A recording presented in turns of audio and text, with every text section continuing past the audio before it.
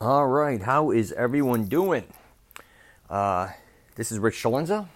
Thanks for tuning in to the Rich CELENZA Show. WTF are you talking about? So I'm actually in, I don't even know how to say it correctly, Des Moines. I'm in Iowa, to make a long story short. So usually a lot of times I put up videos when I'm traveling all over the country for my YouTube page regarding how to help people travel affordably. I try to give them a bunch of unique places. Like last night I was in Wisconsin, Milwaukee. I did a video outside the oldest bar in all of Milwaukee that dates back to the 1840s. It's pretty reasonably priced. It's supposed to be haunted and all these different things. I think it was called 1850. So anyways, I'm in Iowa, and truthfully there's not a lot of things for me to post. And that's not to be disrespectful to Iowa. I haven't been here for years. But what was kind of interesting is when I flew in, first of all, when I usually rent rental cars because I usually have to fly in, drive. I'm in and out sometimes very quickly. It could be a day, 2 days. Again, this was going to be 1 day. And the app wasn't working to, get my rental car. So sometimes when I land, I can just walk up and say, hey, I'm an Express member or I'm a Diamond member, whatever the hell, because I rent so many cars. So I went to Dollar and they said they were out of cars, which I found fucking whack because you're in, a pretty major airport here and they didn't have a car, and then Enterprise didn't have a car, and then Hertz didn't have a car. No one had a car in this airport. So I was kind of shocked. I've never had that happen. Then I walked to the end and I think it was either Budget or Avis, which either one of them need a slap in the face for their prices. And the guy goes, hey, I got a car for you. I said, all right. He goes, it's going to be $200 before tax for a Suburban. I literally said, go fuck yourself. I literally said, get the fuck out of here. So I just decided to Uber and Lyft. It would save me a lot of money anyways. I just don't like to not have a car in case you don't have an emergency or whatever. Plus, I like to drive to the gym and do certain things. If you're going to Uber and Lyft, sometimes you got to just utilize them too much. But in this case, all I was doing was driving to my hotel, to my destination, back to my hotel, back to the airport because I fly out the next morning. But what I found quite interesting is when I was driving with the Lyft driver, I was looking out, and I haven't been to Iowa in a really long time. I think I may have driven through it. I've maybe flown through here, I've had to stop here for an airport or whatever, a layover flight or something. But really spent some time here was in high school.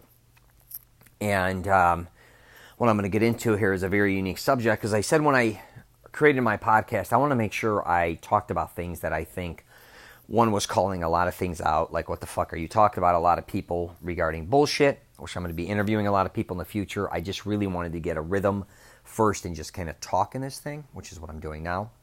But I wanted to be authentic and honest, not get super graphic. But when I was younger in high school, my senior year in high school, I had a very young friend. I don't want to start obviously naming names or situations because some of the things I'll be talking about were very illegal at times.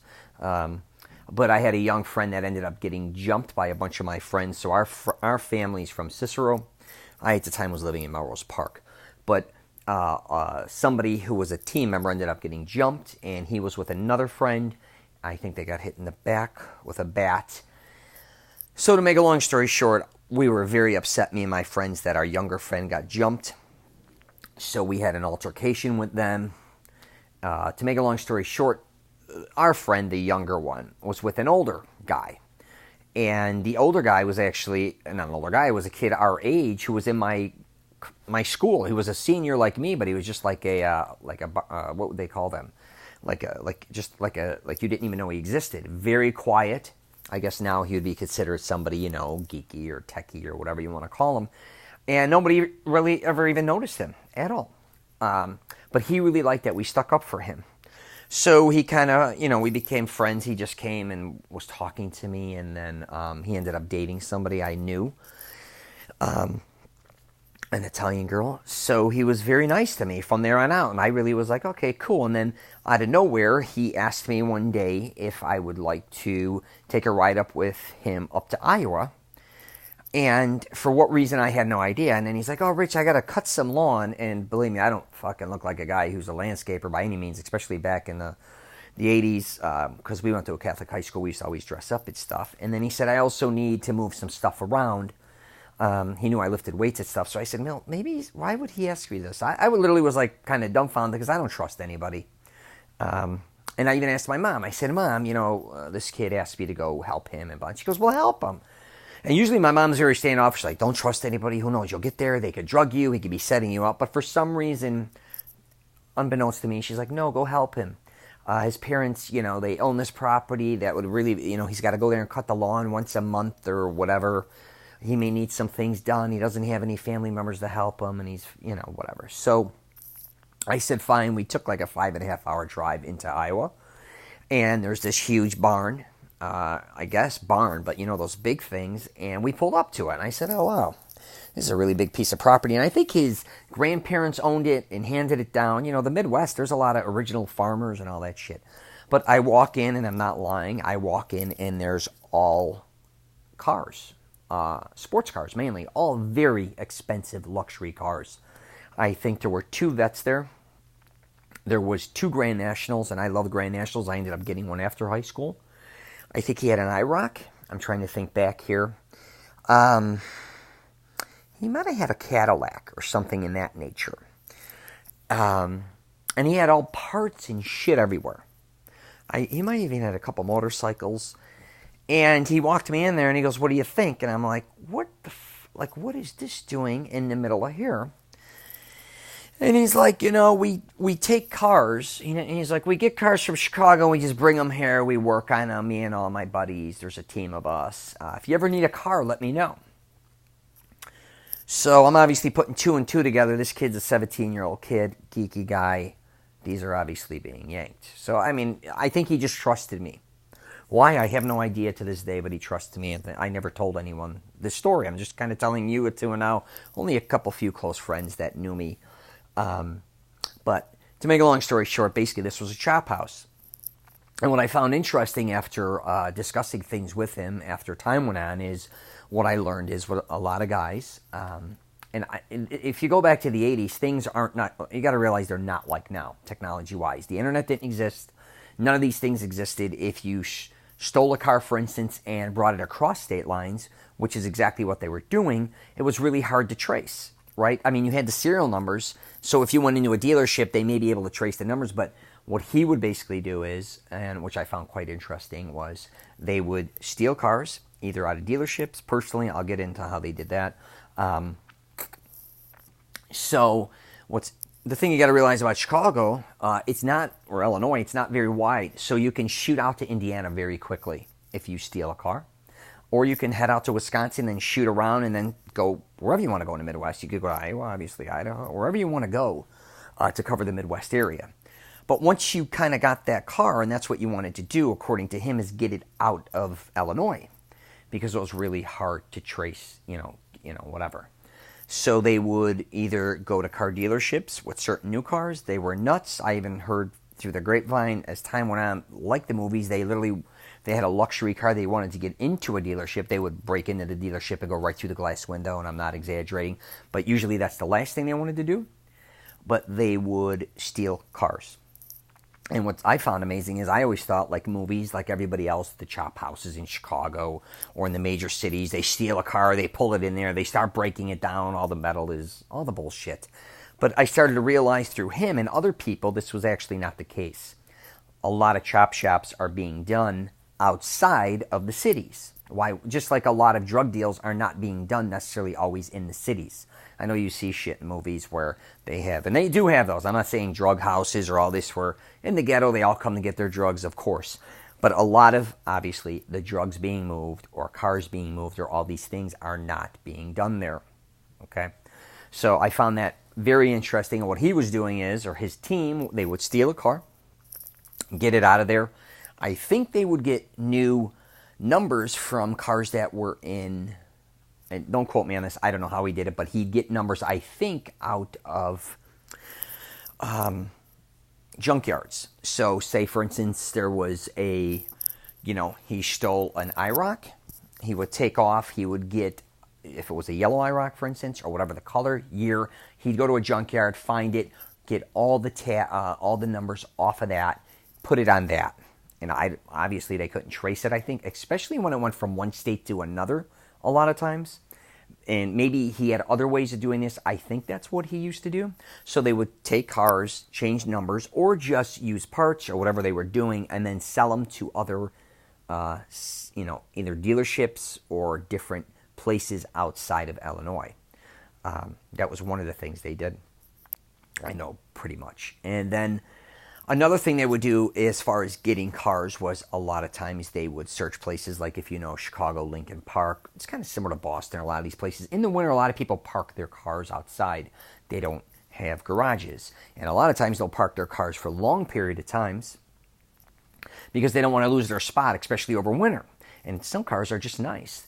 They would search cars and see if they were stuck in that spot for a certain amount of time, 3, 4, 5 days. It could be a week, 2 weeks. And I'm not saying that the person who had the car there didn't notice if it was gone or not, but they would steal that car. Because most of the time, those people were either snowbirds, or they were just inside for the winter, or they would use cabs, or they would park it 2 blocks down from their street. They wouldn't even know it's gone. So by the time they stole that car, they knew it was sitting for long periods of time. It would be gone, and who the hell knows where it would end up. They also used to look for cars that had boots on them. So if a car got a boot on them, right, they would wait, and then after a day or 2 or 3 days, they'd realize, hey, no one's coming to get this car, no one's having the boot removed. They would at night come in, break into the car, and decimate it and take whatever they want, as quickly as they can. And then I knew some other teams that were actually would break into a lot of dealerships. You got to realize, especially back in the 80s, they didn't have what's called Key Track.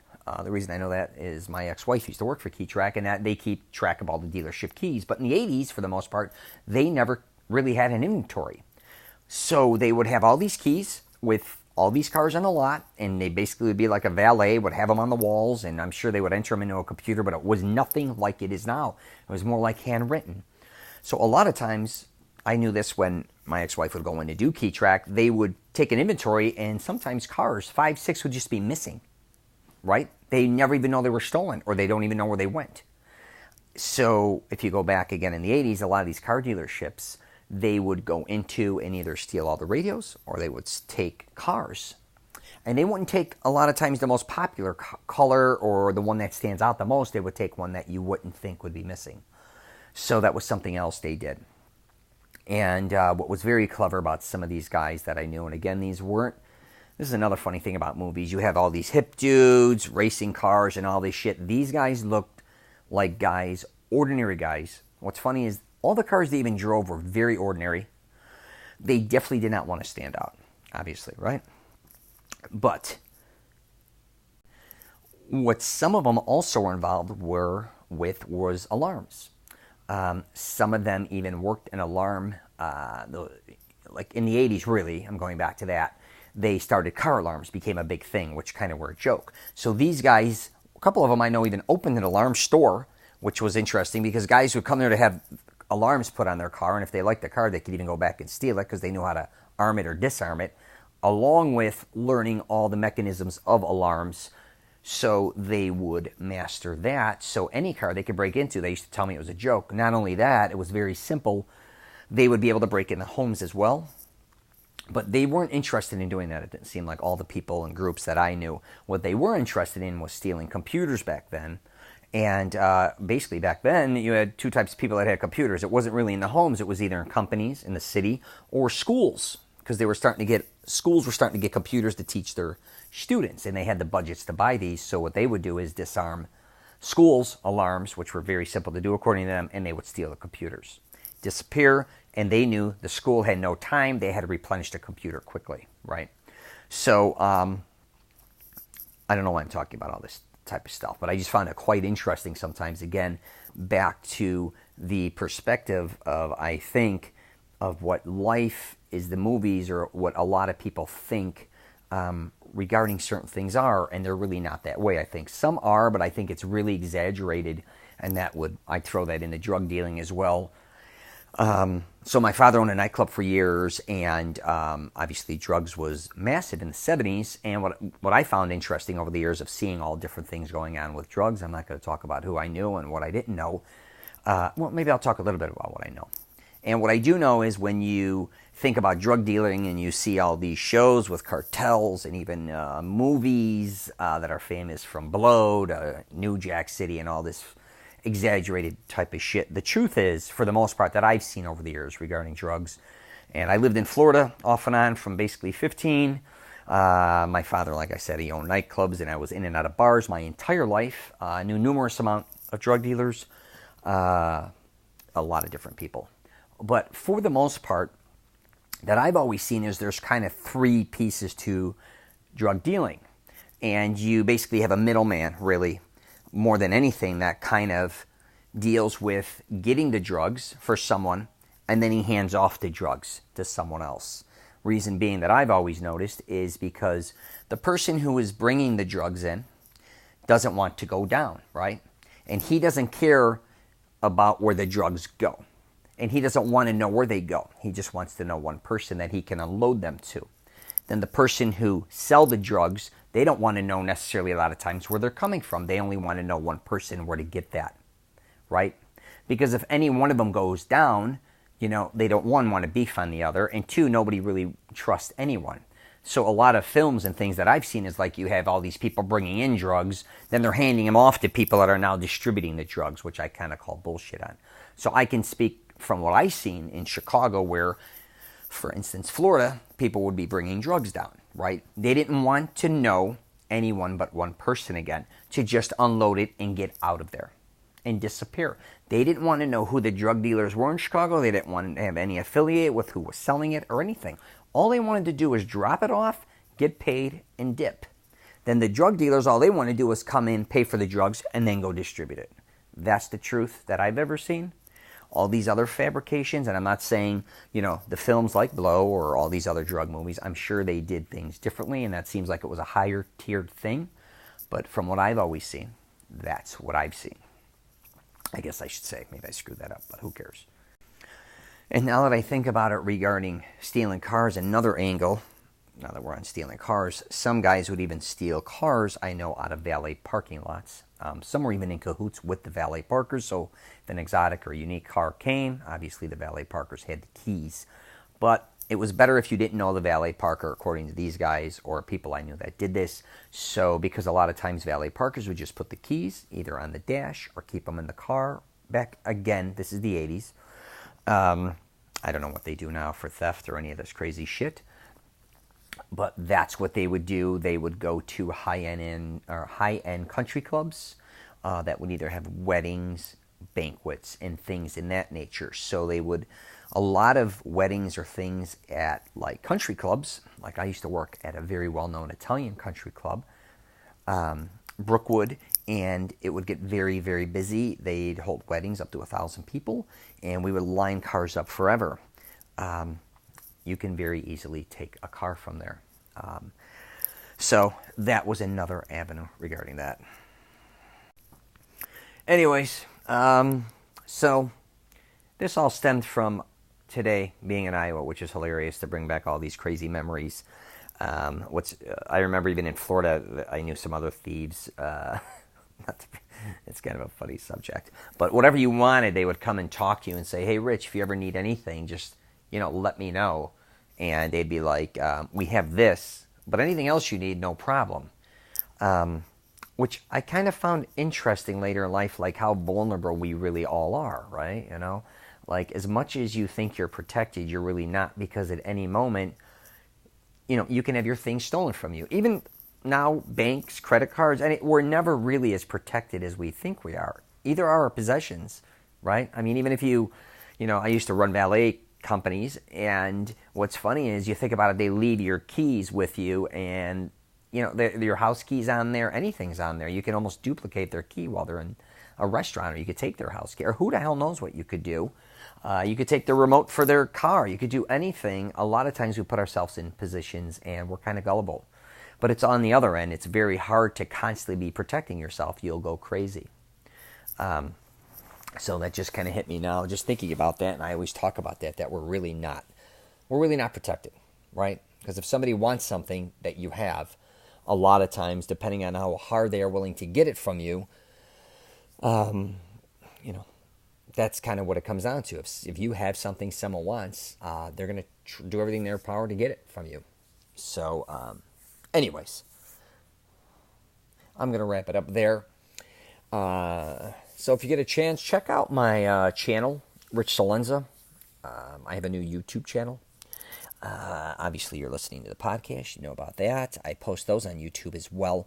I have a Mastering Self-Confidence program out as well. It's called Mastering Self-Confidence, the blueprint to finding the woman or women of your dreams, even if you've been through a bad breakup or divorce.